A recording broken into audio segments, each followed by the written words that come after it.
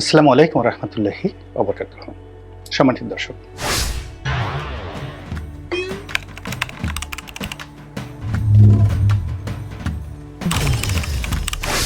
বাংলাদেশে একজন স্বঘোষিত খুনিকে নিয়ে হঠাৎ করে আলোচনা শুরু হয়েছে। প্রথমত, মেজর ডালিম কোনো সাধারণ ব্যক্তি নন। একটি নির্মম হত্যাকাণ্ড ঘটানো একজন হত্যাকারী, একজন খুনি। পৃথিবীতে কোনো কালে কোনো জমানাতেই কোনো খুনকে বৈধতা দেওয়া হয়নি। পৃথিবীতে একটা বিচারিক প্রক্রিয়া, এমনকি আইএমএ জাহিলিয়াতের যুগে যখন কাউকে মৃত্যুদণ্ড দেয়া হতো, তখনও সেটার জন্য একটা সামাজিক, রাষ্ট্রনৈতিক এবং গোত্রের একটা সিদ্ধান্ত থাকতো। বাংলাদেশের রাজনীতিতে বঙ্গবন্ধু শেখ মুজিবুর রহমানের সকল অবদানকে আপনি কবর দিন এবং তার সকল অপরাধ শত সহস্র গুণকে আপনি বাড়িয়ে দিন, কিন্তু তারপরেও যদি এই পৃথিবীর মানুষের জবান বন্ধ করে দিয়ে হায়নাদের মতো হিংস্র পশু তারাও কোনো হত্যাকাণ্ডের পক্ষে সাফাই গাইবে না। এমনকি যে হত্যাকারী, দুনিয়াতে যারা হত্যাকাণ্ড ঘটান, তাদের এই জীবনে তার পরিণতি ভোগ করে এই পৃথিবী থেকে যেতে হয়। এমন কোনো হত্যাকারী নেই যে হত্যাকারী তার কৃতকর্মের ফল এই পৃথিবীতে ভোগ না করে এখান থেকে বিদায় নিয়ে গেছেন। সেটা পলাশির কাণ্ড হোক কিংবা গহীন অরণ্যে, আমাজনের কোনো গহীন অরণ্যে যে কোনো কর্মকাণ্ড হোক, প্রতিক্রিয়া ঘটবেই দুনিয়ার ব্যাপারে। আর যারা আখিরাত বিশ্বাস করেন, হাসর নসর বিশ্বাস করেন,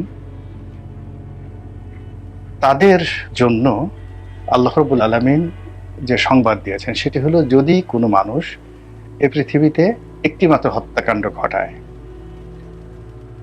মনে হলো যেন তিনি পৃথিবীর সবাইকে খুন করেছেন, সকল মানুষকে হত্যা করেছেন, ইনক্লুডিং তার পিতামাতাকে, ভাই বোনকে, স্ত্রী কন্যাকে, এবং সেই সকল হত্যাকাণ্ডের জন্যই তাকে দায়ী করা হবে।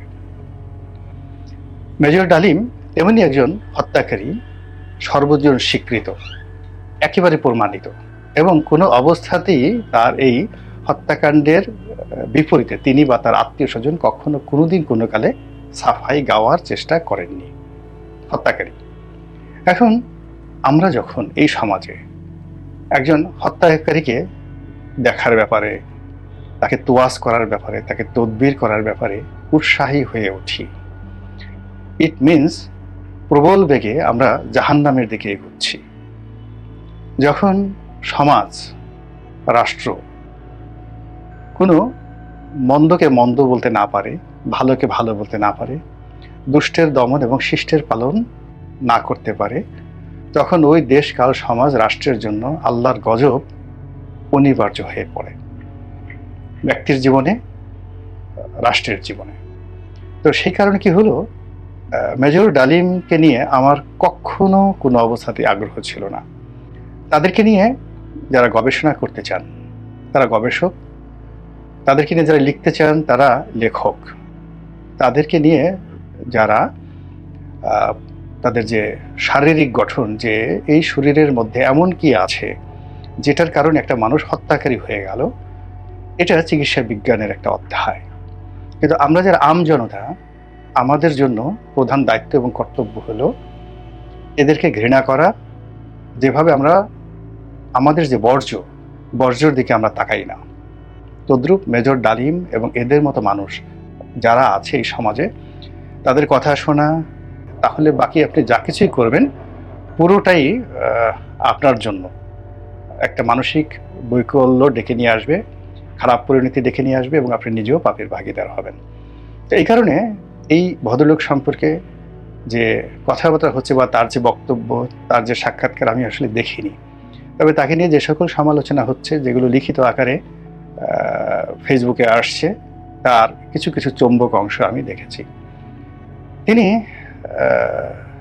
যে বিষয়গুলো বলেছেন এটা বহু পুরনো, একটিও নতুন কিছু নেই তার মধ্যে। দুই নম্বরে হলো যে তিনি এই সময়টাতে যে হঠাৎ করে এসেছেন, কেন এসেছেন, এটা নিয়ে আমি প্রশ্ন করতে চাই। দ্বিতীয়ত যে ঘটনা, সেটা হলো যে তিনি আসল না নকল, এটা নিয়ে আওয়ামী লীগের যারা লোকজন খুব বিতর্ক করছে। এটা তাদের নির্বুদ্ধিতা। তিনি আসল না নকল এটা নিয়ে আলোচনা করারই দরকার নেই।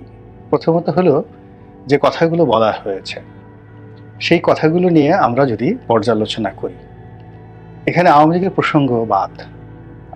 প্রসঙ্গবাদ, বঙ্গবন্ধু হত্যাকাণ্ডের প্রসঙ্গবাদ, এটি নিয়ে বহু গবেষণা হয়েছে, আন্তর্জাতিক অঙ্গনে বহু কিছু রচিত হয়েছে।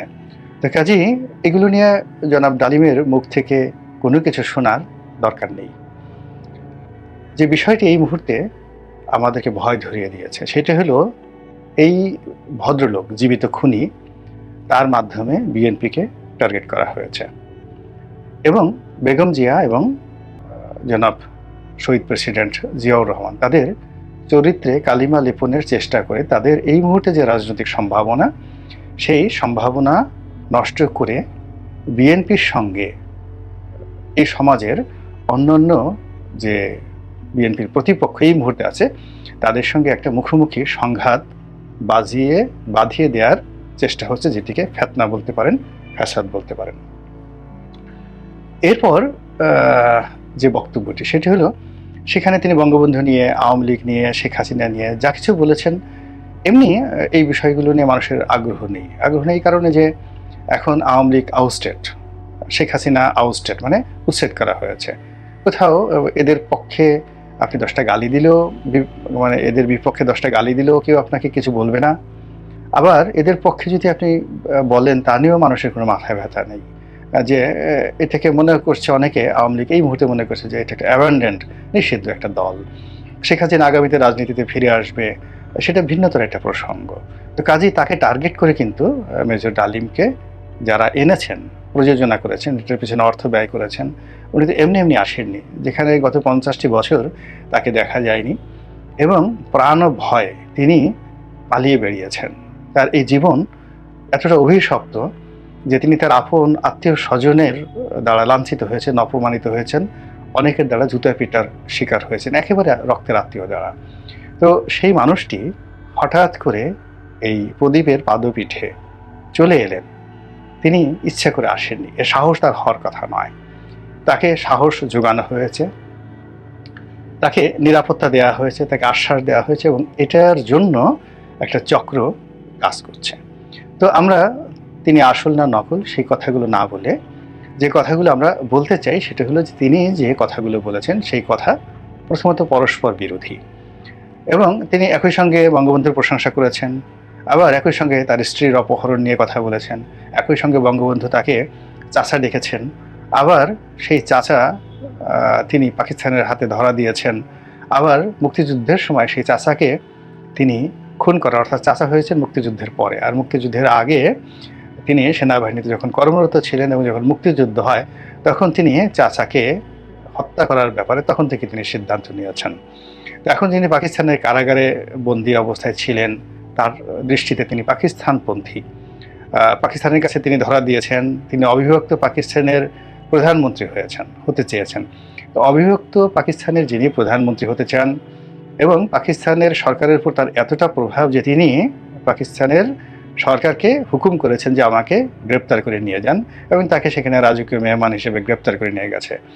এবং তার এত ক্ষমতা, বঙ্গবন্ধুর এত ক্ষমতা যে তিনি তার পরিবারের যে নিরাপত্তা, সেই নিরাপত্তার ভার তিনি দিয়ে দিয়েছেন পাকিস্তান সেনাবাহিনীর হাতে। এটা হলো তার বক্তব্যের একটি অংশ। তো এটা যদি সত্যি হয় তাহলে তিনি ভারতের দালাল হবেন কি করে? তিনি তো আইএসআইয়ের দালাল হবেন, তিনি তো পাকিস্তানের দালাল হবেন, ভুট্টোর দালাল হবেন, কিন্তু কোনো অবস্থাতেই ভারতের দালাল হবেন না ওই সময়টিতে।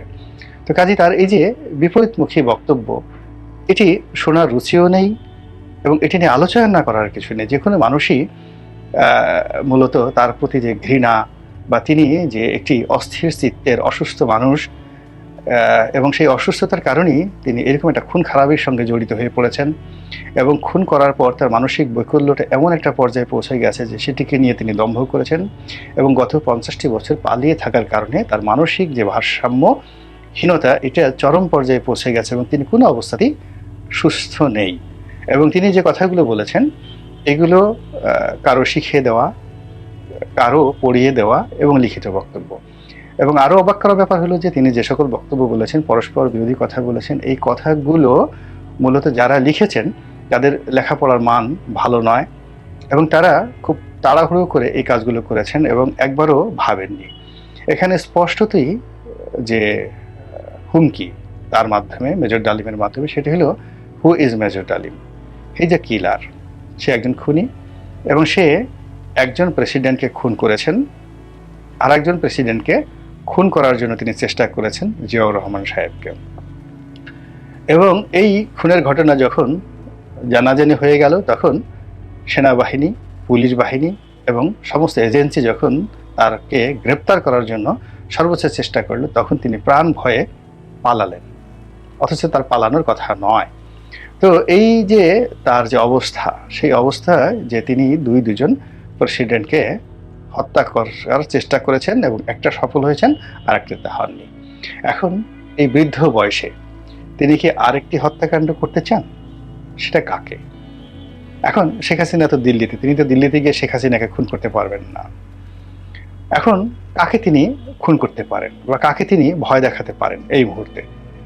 সেটা যে বিএনপিকে ভয় দেখাচ্ছেন, তারেক রহমান সাহেবকে ভয় দেখাচ্ছেন, বেগম জিয়াকে ভয় দেখাচ্ছেন, এটি একেবারে স্পষ্ট, একেবারে স্পষ্ট। এর কারণেই তিনি ঘুরে ফিরে বেগম জিয়ার এবং শহীদ প্রেসিডেন্ট জিয়াউর রহমানের বদনাম করার চেষ্টা করছেন। তো এই যে কনস্পিরেসিটি বা এই চক্রান্তটি, এই ষড়যন্ত্রটি যারা কর্তা ব্যক্তি রয়েছেন তারা কগনিজেন্সে নেবেন, বুঝবেন এবং সেইভাবে যদি প্রস্তুতি থাকে, তাহলে একজন খুনি নয়, লক্ষ খুনি বহু অ্যাঙ্গেল থেকে চেষ্টা করেও একজন বীরের প্রাণ হরণ করতে পারবে না। মহান আল্লাহ আমাদের সবাইকে হেদায়েত দান করুন এবং হেফাজত করুন। আসসালামু আলাইকুম ওয়া রাহমাতুল্লাহি ওয়া বারাকাতুহু।